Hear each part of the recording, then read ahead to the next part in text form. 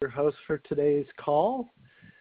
Before we jump right into it, I would like to make just a few quick announcements.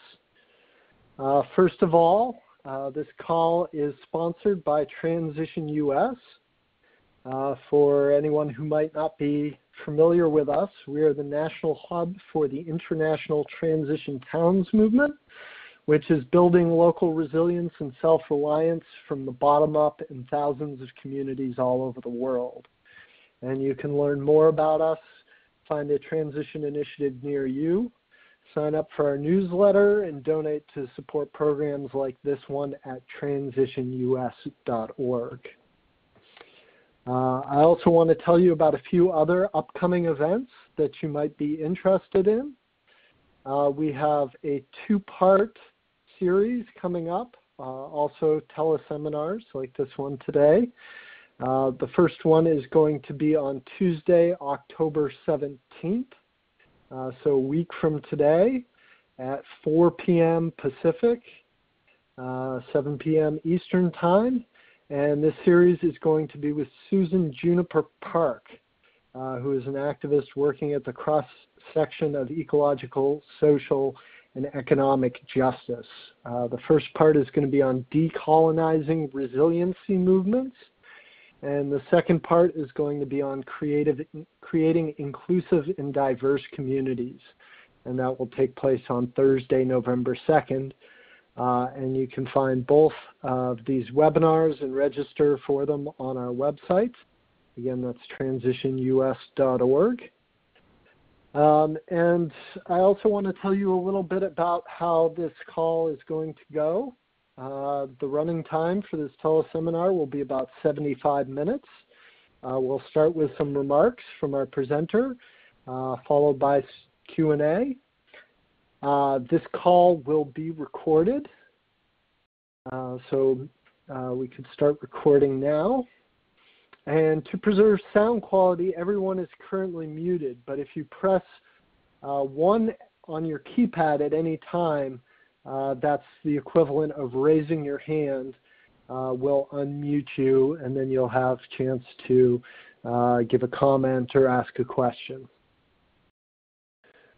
So again, our presenter today is Jul Bystrova. She is a Holistic Healing Practitioner, Ordained Interfaith Minister, longtime community organizer and activist who holds a master's in philosophy. Her main interests are finding tangible ways of building bridges between perspectives and communities, healing ourselves, reconnecting to the earth, and hosting conversations that catalyze positive change. She is a leader in the inner transition work in Sonoma County, California, and has started a transition health group and network, which has since evolved into its own nonprofit organization called Era of Care. And we're especially grateful to have Julia joining us for this call with the fires that are raging around Sonoma County right now, and think that that's particularly poignant for this discussion on sacred activism and self-care as catalysts for positive change. Transition for many people has been primarily a platform for shifting out of the fossil fuel economy.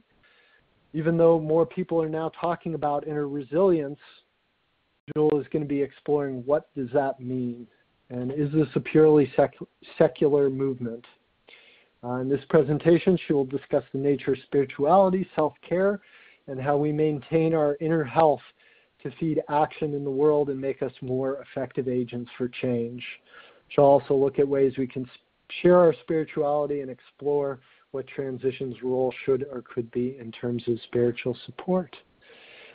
So without further ado, I would like to turn it over to Julia, and thank you for being with us. Thank you, Don, and good morning, everybody.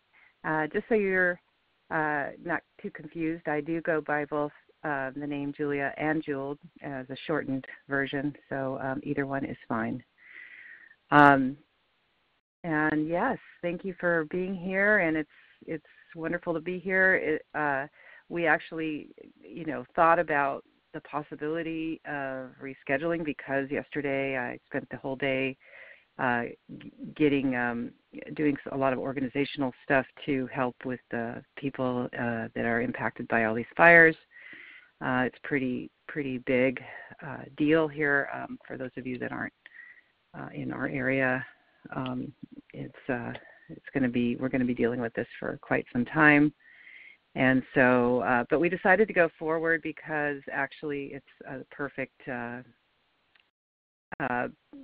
real life situation here where I'm needing to put to work the tools that, I've been sharing with people and learning about over the many years of doing inner transition, inner resilience type of activities. So it's always it's always pretty amazing to me, having been through a few different crisis times like this, to see how these tools that I talk about with people actually do work, or sometimes where they don't work. So I will be weaving that into the conversation that we're going to have here on the phone, and what and how that relates to the topic at hand, which is sacred activism. And so I'm just going to kind of introduce why the topic is one that's close to my heart and why it's important, and also how it does relate to everything I just mentioned in regards to inner resilience and how it works in the real world, real crisis, as we are going to probably be seeing, unfortunately, more and more of these kinds of events. So it's really crucial for us to be gathering our toolkit and making our connections and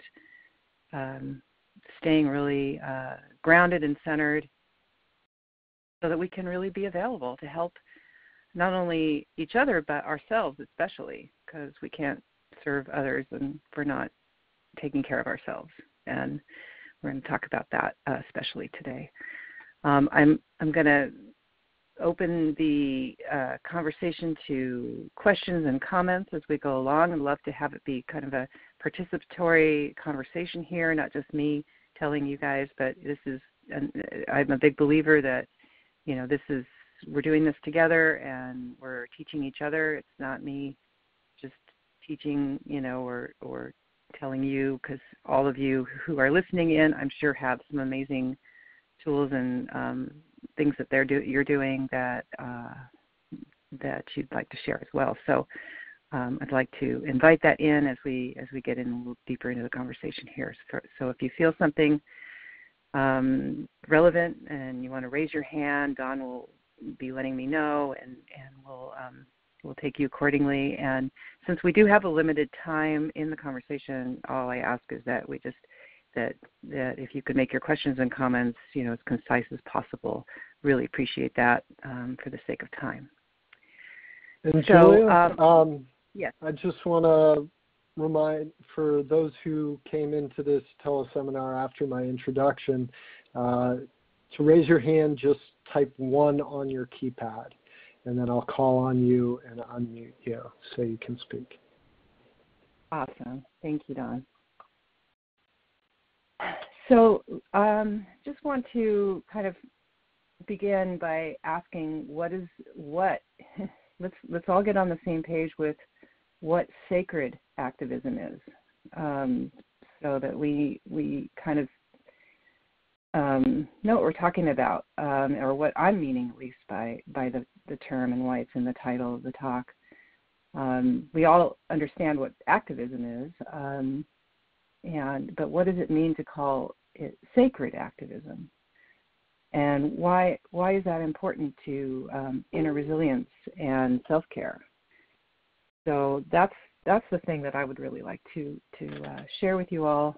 And I was looking up what the word sacred means in order to, find something a definition we can all kind of rest on here. And a lot of the definitions of sacred do relate to religious activities and things like that. But there is one that I found in the what was it, dictionary? Which dictionary was it? Dictionary.com that I liked, and it's regarded with reverence.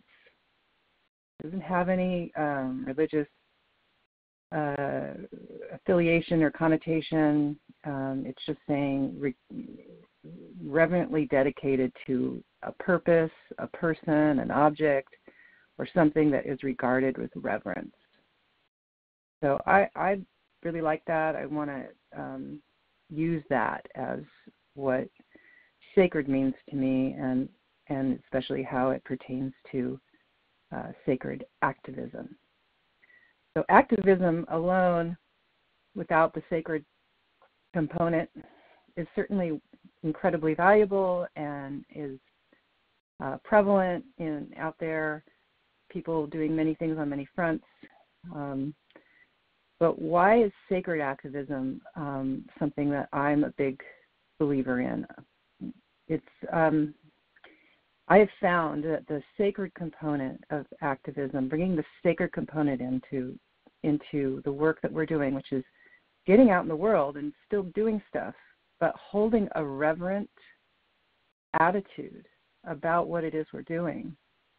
Actually, I have found in many, many people that I've talked to who also identify as sacred activists, I've found that, and this is, I can't give you quantitative measurement on this, but anecdotal measurement, if you can call it that most everyone I found that identifies as sacred activist who has this attitude of reverence to the work that they're doing, that even sees the work that we're doing, like this activism that we're doing, whatever it may be, as actually a spiritual practice.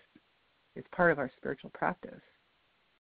That there is a greater resilience in us. I have observed that those that don't have some kind of reverent practice in their activism, or whatever that means to them, there seems to be more of a burnout rate. And once again, I'm not going to be able to give you quantitative measurement on that. I would love to hear, if somebody has other opinions or differs with me, that's fine.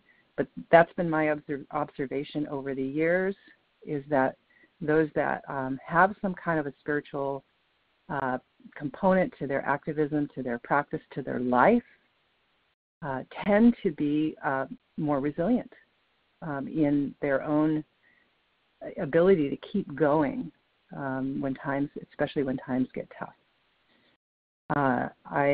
Some of you may know that I was at Standing Rock over the winter, and that there was a lot going on there. I won't go into all of that, but the central component of the activism there was very much a sacred component.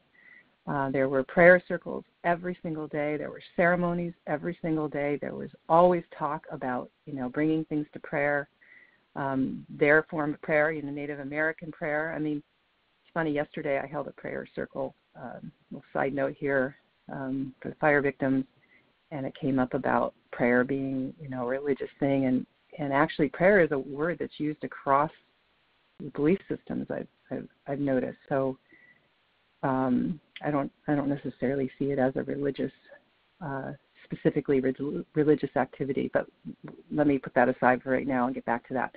In any case, Standing Rock was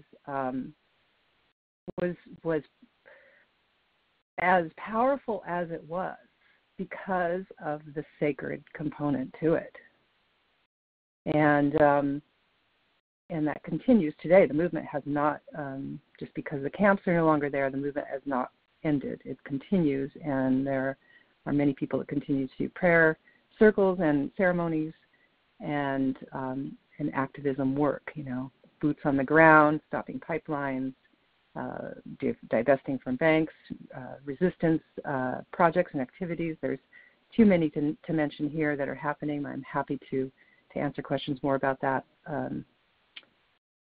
online or in other ways. In any case, I've also seen the sacred component in other circles, and active actions that people are taking, where it really does bring people together when you do a sacred activity like prayer or ceremony, or simply it can be as simple as making sure that you prioritize a moment of silence together, and that doesn't have to have any words, any affiliation with anything. Everybody kind of understands a moment of silence, and also talking about coming to the heart.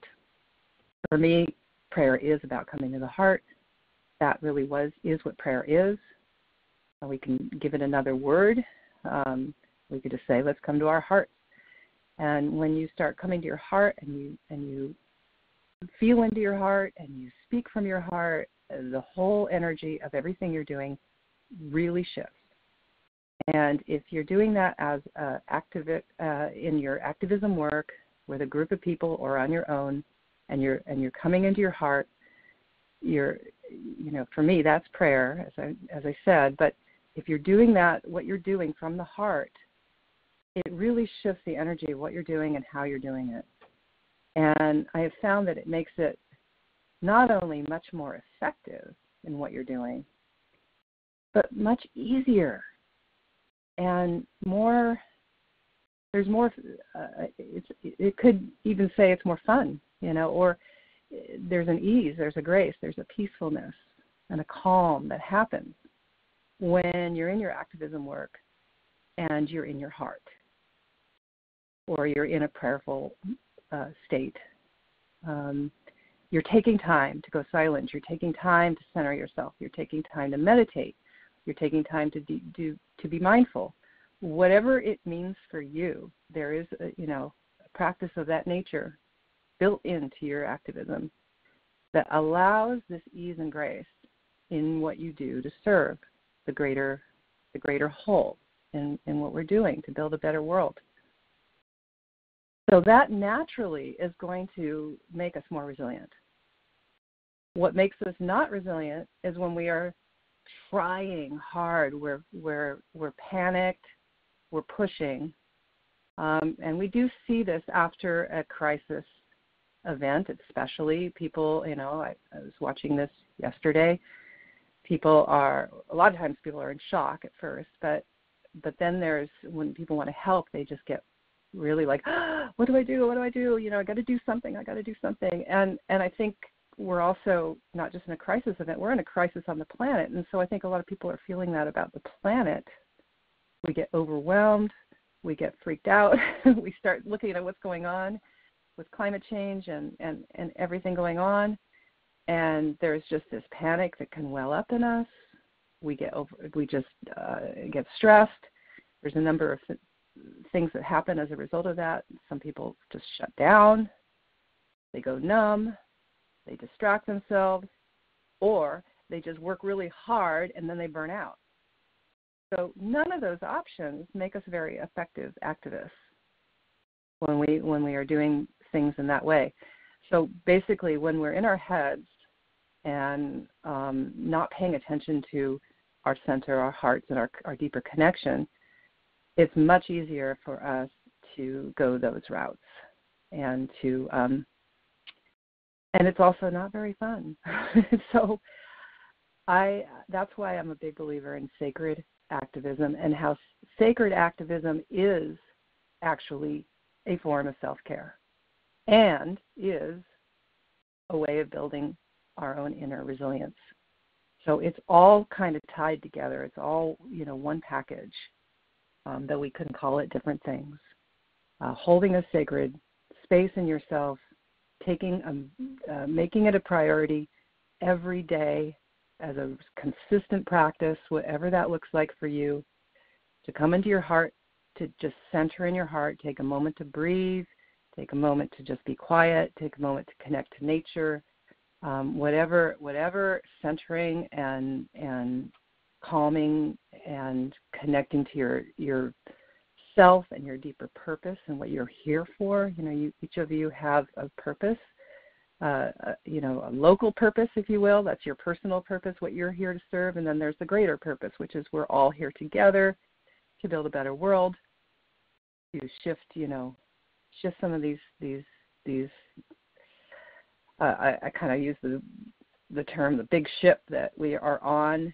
It's on a lot of momentum, and it's going to take a lot of us trying to shift the direction of it.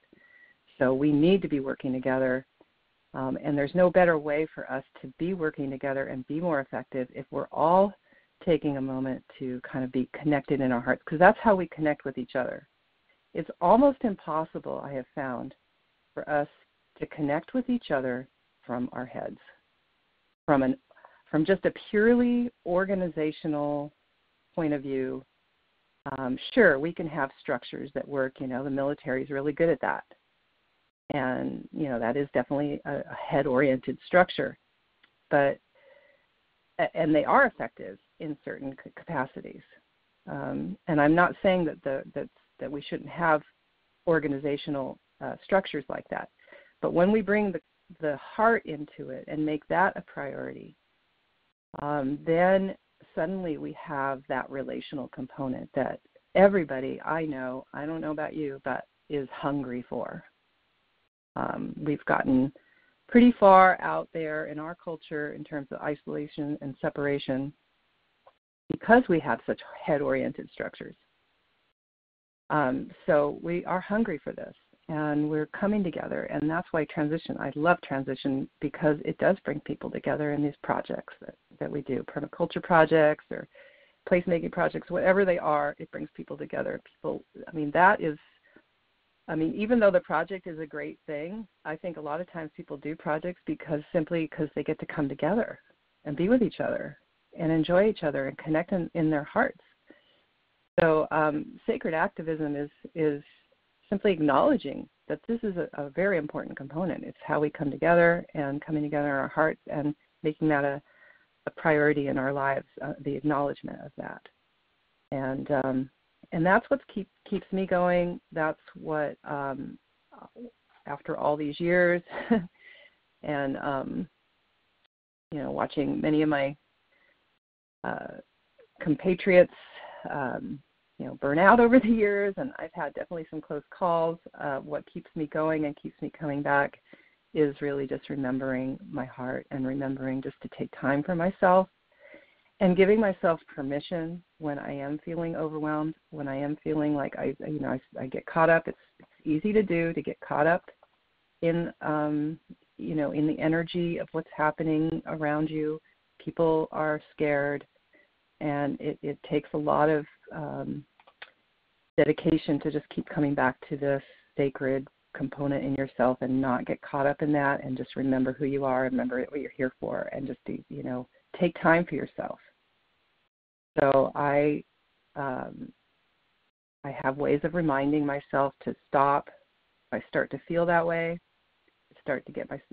notice myself getting kind of caught up in some kind of panic or stress, I just stop. Like yesterday, I was, trying to get things going, organize. I'm actually compiling a list of practitioners and stuff and people that can support those who are victims from the fire to mental, emotional, spiritual help. So I'm continuing to work on that. We'll be working on that for, this is going to be a long-term project because this fire is going to be with us for quite some time. So I was starting to work on that, and I noticed I started getting a little wound up and going, I got to get this done. I got to get this list together. I got to call these people. I got to make sure the evacuation centers know about us. And I was kind of like going into that, and then I stopped myself. I went, wait a minute. I fortunately recognized that and just stopped. And I just sat down and I took a nap. And it was the best thing I could have done.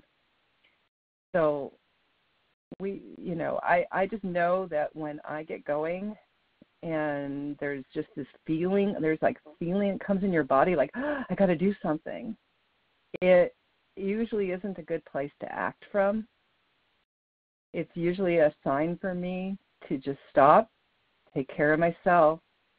The whole thing about put the oxygen mask on yourself before you put it on your child. And I know we all love our children, or those that we love and we want to make sure they're okay right away.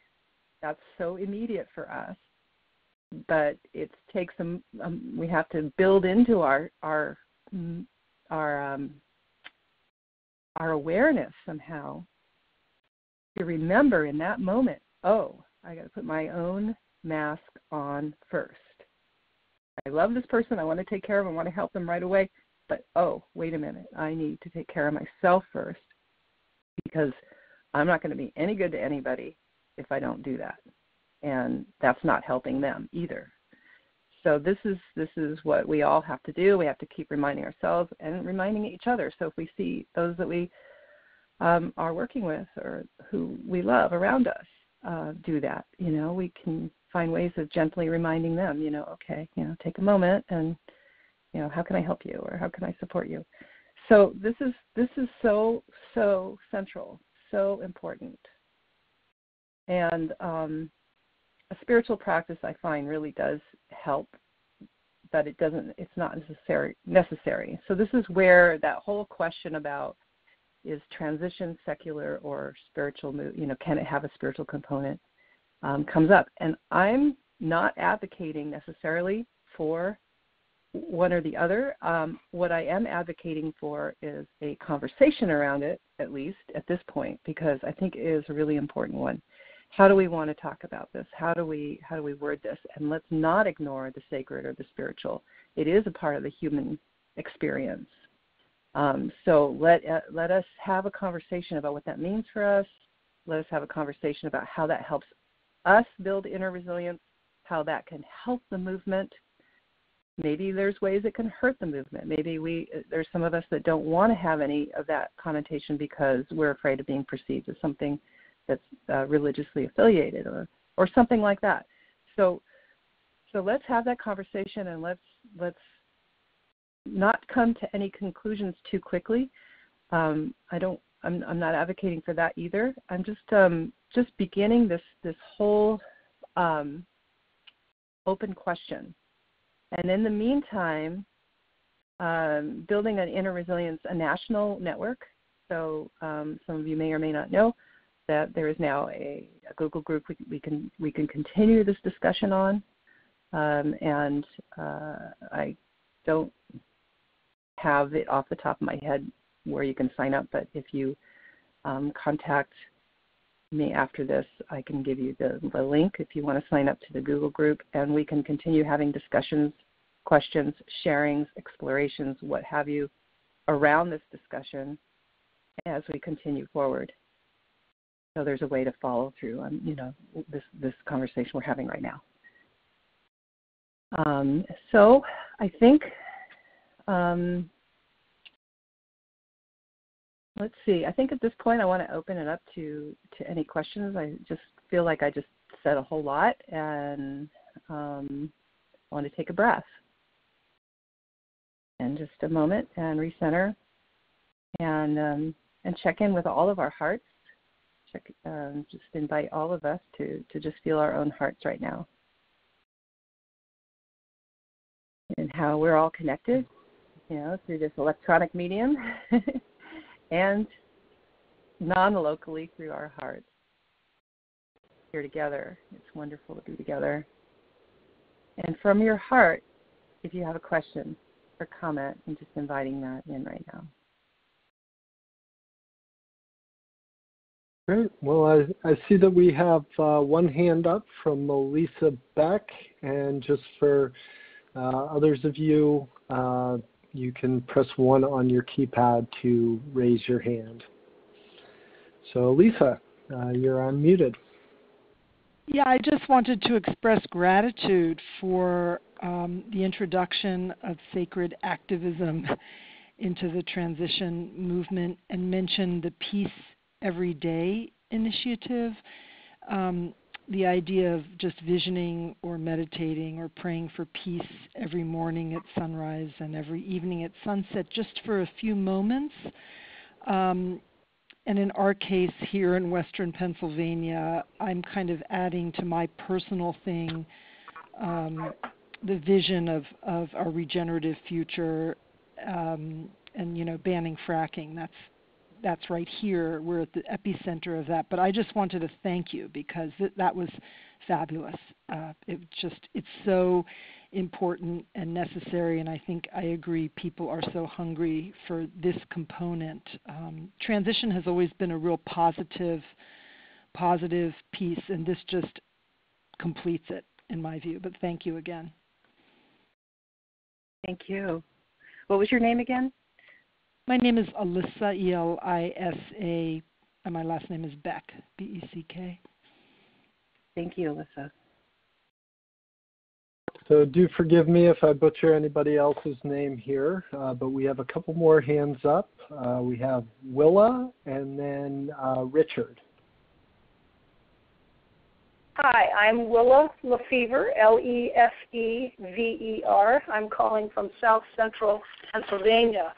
I also want to thank you, but I specifically wanted to respond to your comment that it's going to take many, many, many people to redirect the huge ship, the ocean liner that has become our current society. One of the things that's really helped me a lot, and I do a lot of mostly listening for guidance and direction, is learning about the concept of the trim tab. Okay, I want to just read a very short paragraph because I think it'll help everybody a lot. Altering these societal problems is not unlike attempting to turn an enormous ship. Even a very large group of people would not be able to change the direction of the boat with their physical strength alone. Instead, the bulk of any large ship is controlled by nothing more than a small trim tab. The trim tab turns the rudder, which then turns the ship. I've been really pondering and just really asking for divine guidance to help me and help us identify what are the trim tabs. What are the small actions that many of us can take that will result in big results? And one of the things that we're doing in our community, we're located not too far from York, Pennsylvania, is the creation of a time bank. Creating time banks in our communities can be a fairly small effort that results in huge results. So anyhow, just wanted to sow the seed of let's really, some of us, those of us obviously who feel called, let's really focus on identifying trim tabs, small actions that create great results. Well, thank you, Willa. And actually, I'd love to just add on to that wonderful input that you just gave us. And yeah, I love the concept of the trim tab, and I really appreciate your bringing that in. And actually, it relates very much to this whole thing of the spiritual or the sacred practices that we incorporate into our activism.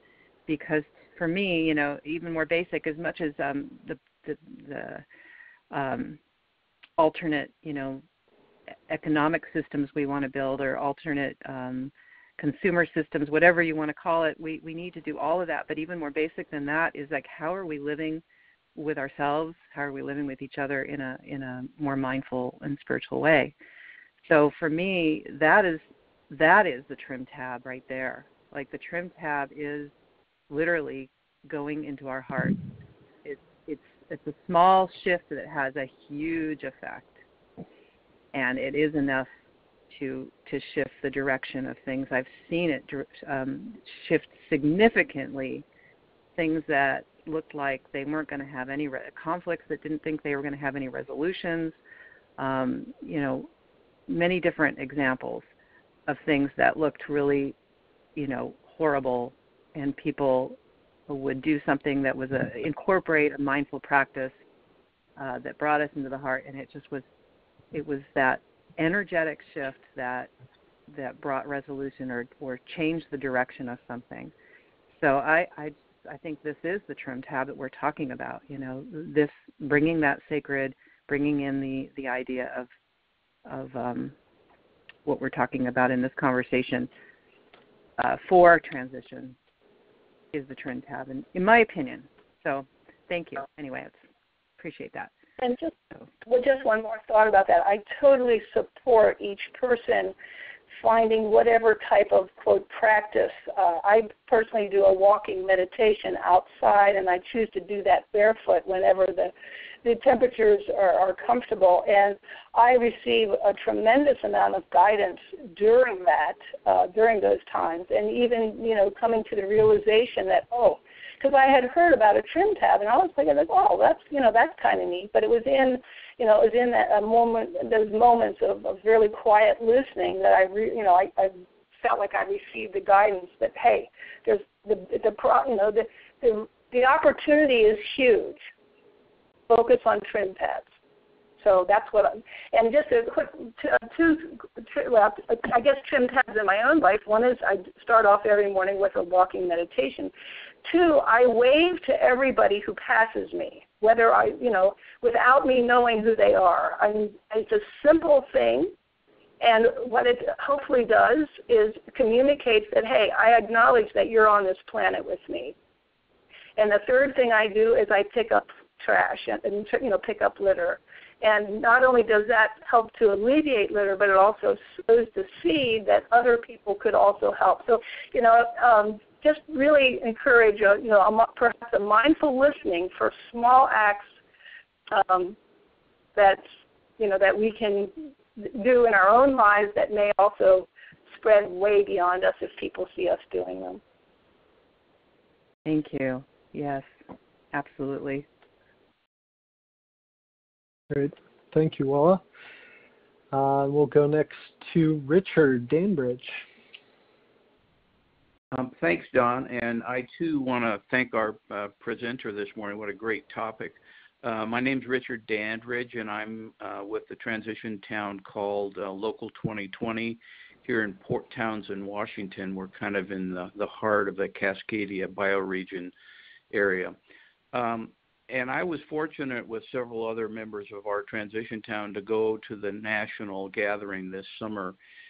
And I became very aware that our transition town has been really focused over 10 years on action steps, saving trees and fish and just, and our meetings are filled with action items and action steps, but became really aware during the national conference of the importance of heart issues and head issues.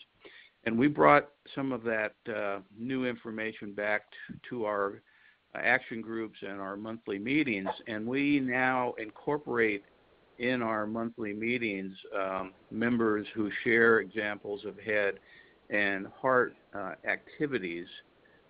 And so at every meeting, we've got a new example of a heart activity that we can incorporate either into our meetings, our action groups, our projects, or individually. And I love some of the last speakers' individual walking meditation and picking up trash.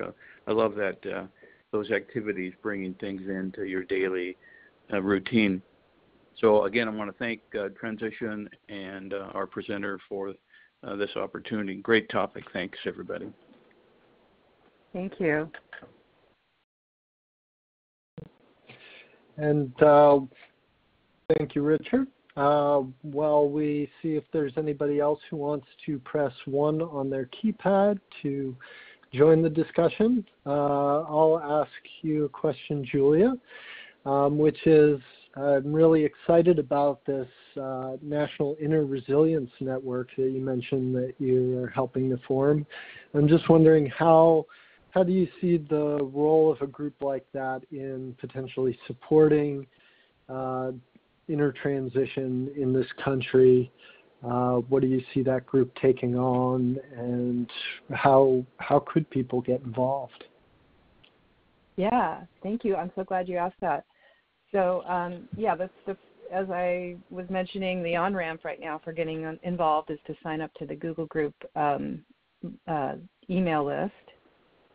Ultimately, we'll have probably some online, some website information or something, maybe on the TUS website. I think we were talking about that. So keep checking back for that. And but meanwhile, you can get on the Google group. And what we're imagining is just getting the discussion going, but also ultimately forming subgroups, if you will, that want to take on projects. There are 2 projects that have been are being brainstormed into birth. One of them is a inner practitioner retreat sometime next year, maybe even before or after another transition gathering, but where where practitioners can come together and we do a skill share, but we do it within the context of, say, a 4 or 5 day, I'm not sure how long, but long enough that we can actually just drop in and really practice what it is we preach, which is taking time to just really be together and connect with ourselves and decompress and rejuvenate, as well as share with each other our best practices and brainstorm on how to support our local communities in both identifying the needs of the local communities in terms of inner resilience, but also creative ways to address those needs. So that's one project, and the other one is something that has already been begun, and I just haven't gotten to putting a notice out to having people contribute to a handbook that is kind of crowdsourced handbook of best practices and tools for inner resilience. Like, for instance, Willa was talking about walking in nature and picking up trash. So what we're imagining is having this little handbook be maybe a PDF download, but that it has insights, tools, best practices from people all over for those that are really just looking for some help in building their own inner resilience and self-care practices. So that's and that'll be ongoing right now. So if any of you would like to contribute, please do contact us. So those are 2 things, and then depending on who's in the group, in the discussion group, maybe other ideas will pop up, and people will just get on board with those. And so what we'd like to ultimately be, I'm imagining, is just really a kind of a support system for people to be engaged and to work together to up-level the awareness around inner resilience across the country, because people are, they are scared and they are overwhelmed and they are stressed, and it doesn't seem like it's going to be getting less anytime soon. So let's, I see the inner resilience people as kind of being antibodies to the sickness of stress in the world, and so we're responding, to the body, the organism of the planet, of humanity, to try to bring balance back, to bring health back to our communities.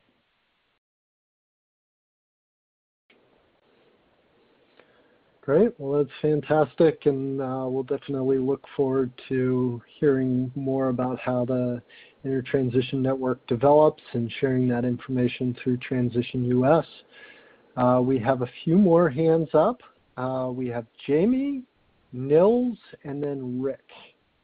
So we'll go first with you, Jamie. Great. Thank you, and thanks to the presenters. I love the antibody analogy. I felt like that myself on occasion. I really love the idea of the sacred coming into the transition movement, because it seems like it means that we've come of age, and it's a sign that we've done a lot of other stuff, and somehow there's still something missing. There's a component missing. It's not complete.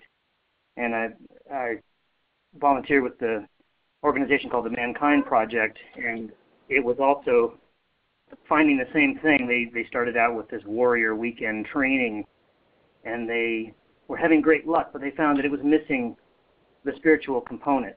And it was very challenging. How do you make a spiritual component in something that's not religious and or triggering to people of different faiths and even atheists? And it came out of the Native American tradition that we were gifted some ceremonies there. And also just that starting any business meeting or anything where you're gathering in a circle to undertake anything, it starts with that group centering, heart connection, quieting, an elder blessing or a sage smudge, just to kind of reset the counters to zero and ground out any other energies and stress people are bringing from the outside world, and really getting everyone to focus. And I was just listening to a great podcast again that Charles Eisenstein did when his Space Between Stories, where he had a definition of prayer along the same lines, trying to find a definition of prayer that wasn't triggering for people, because everybody is so wrapped around the axle about religion and prayer, and it was a wonderful secular definition of it, and I don't remember what it was off the top of my head, but if I can find it again, I'll transcribe it from the podcast and add it maybe to the Google groups, because it seemed very accessible. And in the Mankind Project, it stressed that all men's beliefs are welcome and honored, and even those of no belief. But in the group, sending out a voice is powerful, and that community and that connection is what we crave. It's what we came into this world expecting and did not receive in this Western culture to a large part, which is behind a lot of our dysfunction and our addiction. And so I love that transition is looking at adding this component in, because it's what got us here after a couple 100,000 years of evolution, is that that acknowledgement of the sacred. And anyway, I just wanted to add that in, and thank you very much for having this topic. Thank you. Thank you so much for that comment. Really appreciate it. Yeah, thank you, Jamie. We will go on to Nils and then Rick, and if anybody else wants to join in the conversation, again, you can press 1 on your keypad. Great. Can you hear me okay? Yeah. All right. So hi, my name is Nils. I also work with Don and Jul, the Transition US, in the community. So it's great to see a lot of you folks that I know and got to meet at the gathering. I was also evacuated in the Northern California wildfires yesterday, and to get my batter out of there as quickly as possible. And Jul, I want to honor you for being there and being, in the smoke and in the trenches and serving. And it's all a really a beautiful reminder to continue practicing self-care during that. And I continue to hold you in prayers along with everybody else. Just a couple of things coming up for me. One is just a statement that, for all the decades that I spent frustrated with the state of the world and injustice and global climate chaos and everything, it really wasn't until I began to lean into the spiritual journey and the self-healing journey that I found any level of empowerment whatsoever. That for the first several years of my attempts to be a servant of positive change, it was really not until I began doing real prayerful ceremony and getting in with the state of my body and spirit, connecting those with the mind that had been ruling me for so long. It wasn't until then that I actually started finding the ability to be of real service. And that was around the same time, too, that I found the transition towns model and permaculture and all of that. So I just wanted to sort of put that out there, and I think that's something I hold in common with a lot of people I meet in the transition movement. And, whether they be spiritual or religious or atheists who are, still care deeply about the world, finding some kind of practice or practices and some way of connecting with that which is greater than us as individuals. Also, I have one thing I notice in a lot of folks who get involved in this work, transition work, being an agent of change, that the angel of death is somehow there for many of us, whether it be a near-death experience, the loss of a loved one, which is actually what sort of brought me into my spiritual journey, or some other kind of disruption, maybe even a natural disaster. So I just wanted to float that out there and see if you had any feedback on it, how that those kinds of incidents, peak moments, tend to wake us up. And it was interesting that the brother who just spoke a moment ago, I believe it was Jamie, was mentioning the Mankind Project. That initiation actually is something that I share, and that also coincided very much with my empowerment in this world. And whether it's doing men's work or for women doing women's work, gathering in circle, how great that can be. There's an ancient, I believe, African saying that it goes originally, if we do not initiate the boys, they will burn the village down. We could probably stretch it out to say, if we do not initiate the people, they will burn the village down. But it's like we're living in a culture of uninitiated boys and girls who are living out of integrity with ourselves, with one another, and with life itself, and therefore quite literally burning the global village down in terms of fossil fuels, war, everything. We're burning this place down. And so this, whatever we can do to initiate ourselves, I think is really powerful. And somewhere during there, I was reminded that the etymology of the word prayer, like in Spanish, the word is predicar, which is like really literally like to pre-say, like to say before. And there's just something about, being aware of the intention going into whatever the ceremony is and setting our intentions that can be of great power. So I don't know, I just wanted to, I've been taking notes and really appreciating, Jul, appreciating your presentation, and, both Jul and Don holding space for this conversation. Loving all of the feedback from everybody else who's participating. And I want to sort of invite a continual resource share. Like, brother mentioned Mankind Project. Sister earlier mentioned, taking barefoot walks and picking up litter. And, however much we can co-uplift each other. And so I guess this question goes to Jul and anybody else who chimes in for the rest of the call. If you have any practices that have served you or resources you've come across, like the work that reconnects or whatever, just want to continue building, compiling a compendium of resources and things that we can do to uplift ourselves and one another in these urgent times.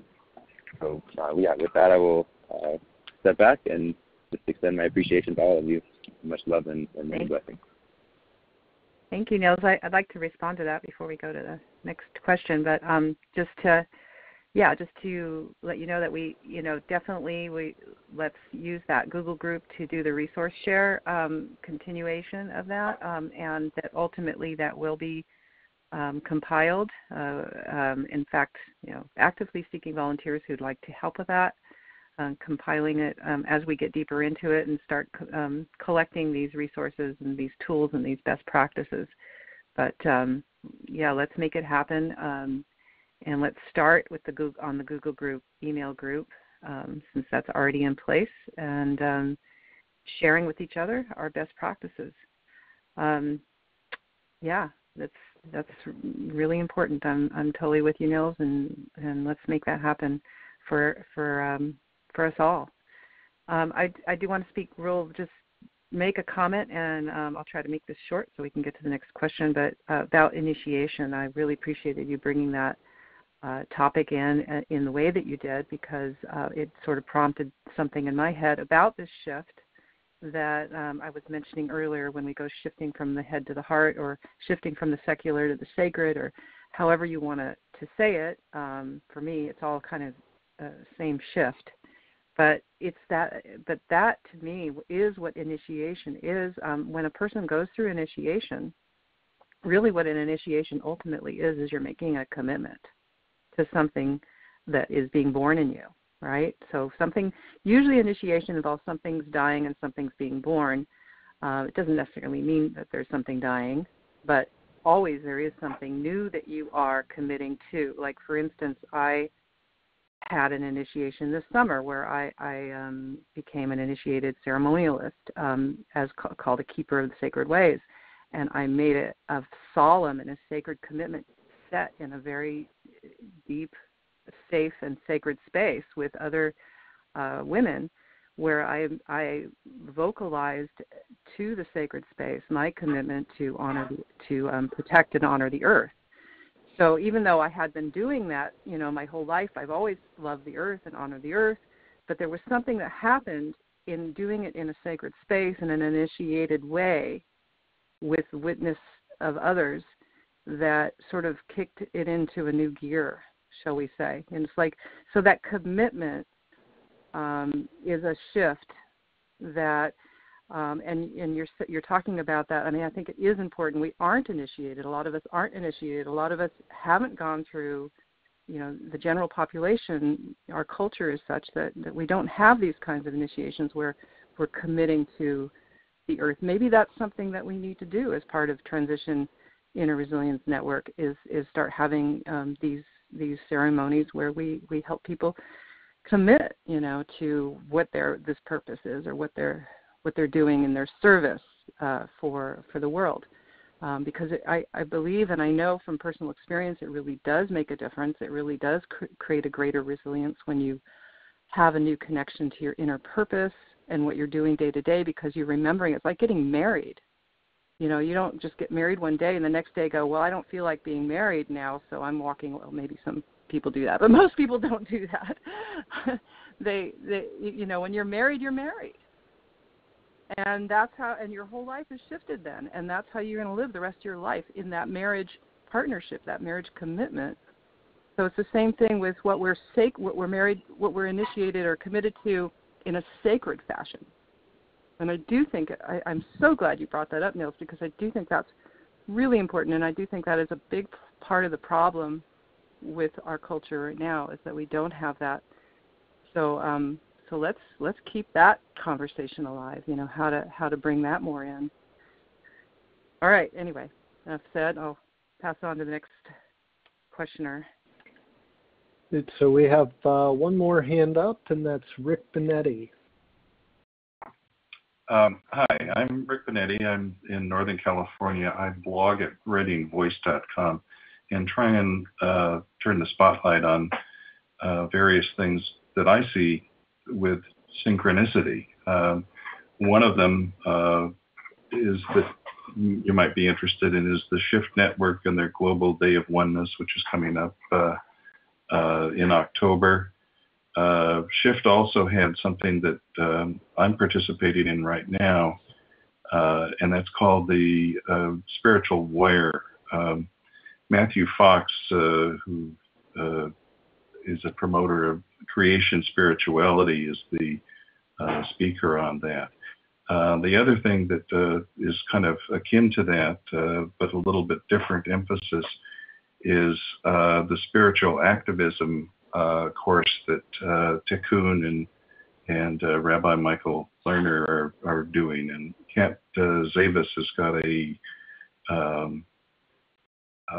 training process on the spiritual activist.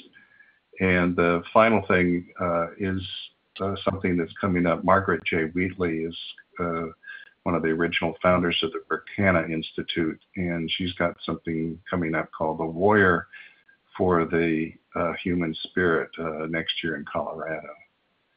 So the point of all of this is that there's lots of things happening, points of light, if you will, that because of our own focus we may not be aware of, and to create a sense of community within a local geographical area that draws from these various sources, I think is something that would be helpful. And before I leave it, I just didn't get the reference on the Google list or the Google group that you've got, so if you could repeat that. Okay. I didn't actually say the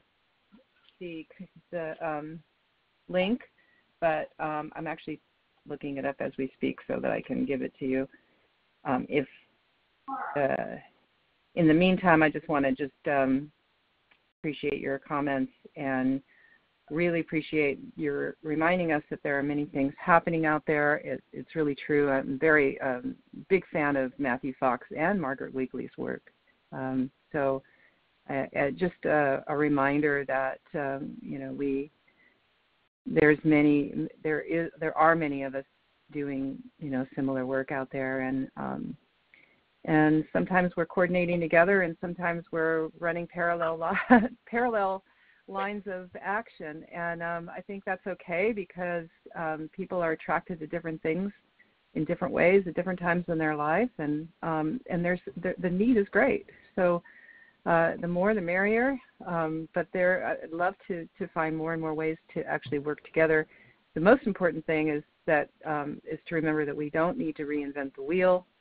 That's why I think having this compilation of best practices is a really great idea to crowdsource, so that no one person needs to write up it's already been done. It's been done over and over again in many different ways. Let's bring it together and make a way to make that available. But yeah, so that's the main flag that I see about that, is just let's not reinvent the wheel. Let's work together and let's support each other, all of us together, helping each other.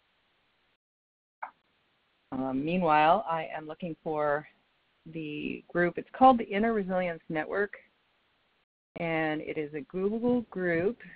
And so if you go to Google Groups and type in Inner Resilience Network, I think you should find it, and it's open for people to just sign up.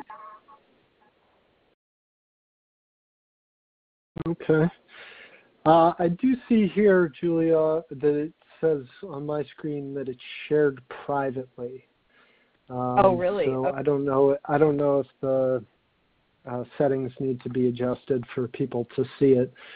One thing that we could do is see if we can send everybody who's attended this call an invitation to join. You wouldn't have to accept it or get involved if you don't want to, but we could at least put the invitation out there for everybody. That sounds great. Okay. Awesome. Any more questions or comments or on anything that we've talked about? And if you do, you can press 1 on your keypad. I know there have been a few people who have joined us in the middle of this teleseminar. But if you'd like to have your voice heard and join the conversation, you can press 1 on your keypad. So we just got a few more. Let's see. Let's go to Peggy first, because we haven't heard from her yet. And then we have Willa and Rick. Hi, this is Peggy. Can you hear me okay? Yeah, can hear you great, Peggy. Great. Thank you so much for creating the space for this conversation to flow, for your dedication, both of you, to what's coming through and what's emerging. And Barbara Marks Hubbard helped me in a circle like this a few years ago, when we imagine that we're in a chrysalis of something new emerging. And in any kind of crisis, we ask ourselves, what is emerging, and put our attention on that rather than in the disturbance. And I wanted to share just briefly that sacred activism, David Knoll has done research on subtle activism. Subtle activism is different than sacred activism. And it's Andrew Harvey also has done a lot of work on sacred activism. So those are two authors that have tremendous bodies of work in these areas that I'm resonating with and finding community in on this call. And it is in the everything that you've shared with the ceremonies and commitment. That's also in the piece that we have in our hearts when we move out into the world. And lastly, I just want to say that Mother Teresa said, I'll never join a war rally, but if there's a peace rally, you'll find me there. So it's the energy that we bring, and we hold that peacefulness in the place of where we're at work. And building resilience is about that self-care and balance. So I thank you for just letting my voice be heard right now, too. I appreciate that. Thank you for all that you do, and I'm complete here.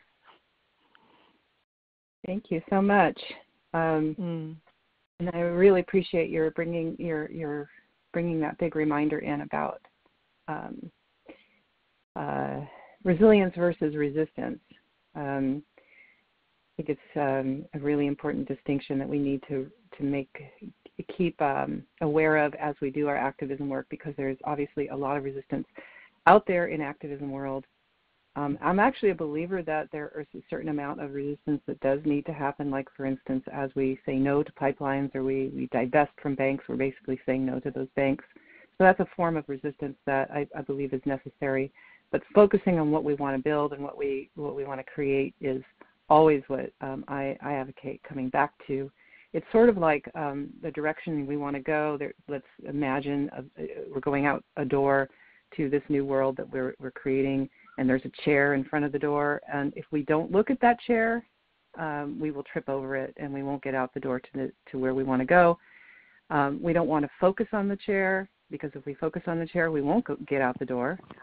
But we see it enough to go around it or to go over it in order to avoid it and then go out the door. That's how I see the resistance versus resilience. We acknowledge the horrible things that are happening around us. We don't want to deny them or look away, but we acknowledge them to the point where we can see how to move around them, move through them to what we want to create. Thank you. Anyway, I just needed to say that. So next question. Great. So we will move on to Willa and then Rick, and then we will need to wrap up because we're coming up on time. So Willa, you are unmuted. Excuse me, I had the phone muted. Thank you so much for taking one more quick question. How can we share this teleseminar? I'm not too technically savvy, but I would like very much to. This was held at 2:00 in Eastern Standard Time, and most people were unable to call in. But I want very much to share this with our local transition group and just anyone else who would be willing to listen. Fantastic. Well, I was going to mention that at the end, but I'll mention it right now. If you go to transitionus.org, in about 2 weeks, we should have the recording of this up, maybe less, and it will be in our online training archive.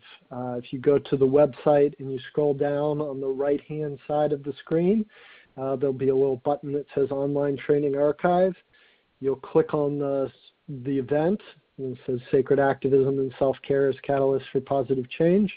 And then there'll be a link on that page that will go right to the recording. I believe it will also be on our Transition US YouTube channel. So please do share far and wide. One more quick comment regarding, we don't want to really focus on the negative, but we do need to acknowledge it. Every once in a while someone will challenge me. They say, Willa, why do you share bad news? And I really pondered that for several days. And I got my response was, I think we need enough bad news to keep us motivated and enough good news to keep us encouraged. I love that. Thank you. Beautiful. All right. We'll take our last question here from Rick before we wrap up. A question or comment?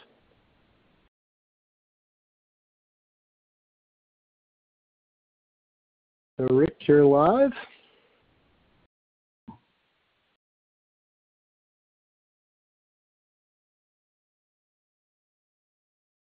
You there, Rick?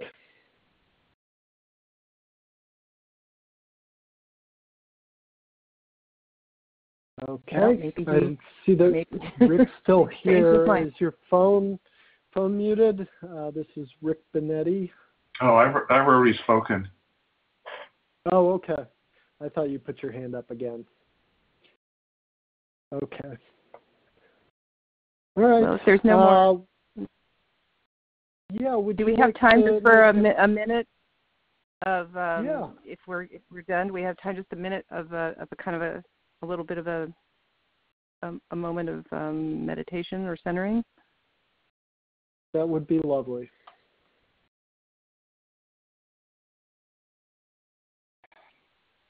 If there's, would it be better before or after your closing? Do it now? Yeah. Go right Okay. ahead. Yep. All right. If everybody's open to that, just practicing what we're talking about, which is taking a moment to remember the connection and remember the sacred. So just always love to incorporate a little bit of experiential in what we do. So I'll invite all of us to just take a moment wherever you are. And it's always nice, you don't have to, but it's nice to have your feet flat on the ground. Just kind of reminds us of that connection to the earth. And it's nice just to be able to sit up straight. It just helps us be alert and aware. And taking a moment, maybe even closing your eyes. Closing our eyes signals our neurophysiology that we're going within. And as we go within, we just come right to our heart center. And just notice the center of your chest. And as you breathe, I invite you to breathe into that center of your chest. And as you breathe out through the center of your chest, actually your heart center. Breathing in and out of your heart center.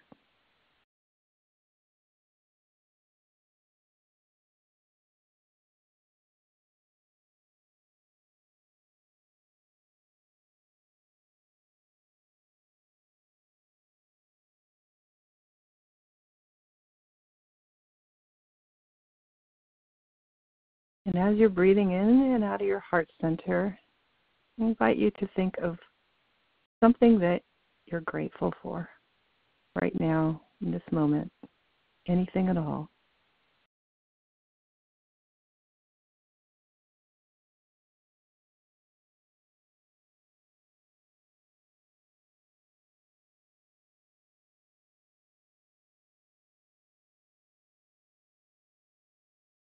And just staying aware and focused on this thing, this whatever it is that you are grateful for. And breathing into that through your heart. And as you breathe in, each time imagining this gratitude, this feeling of gratitude in your heart, just filling your whole body. The breath is bringing that yummy feeling in the heart, every cell in your body.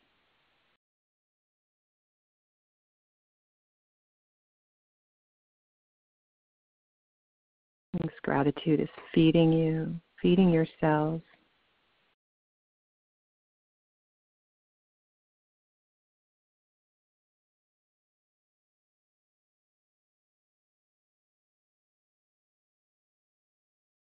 And now let's take that feeling of gratitude, that yumminess in our heart center, and just feel into the field that we've created here in the call with everybody here. The connection.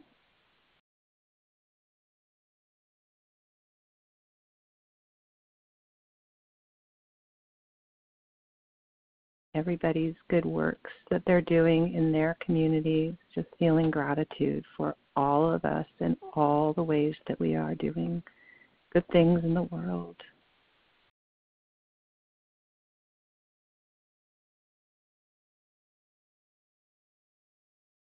And with that, in honor of our time commitment, I'll leave it at that, and may that gratitude continue on throughout your day.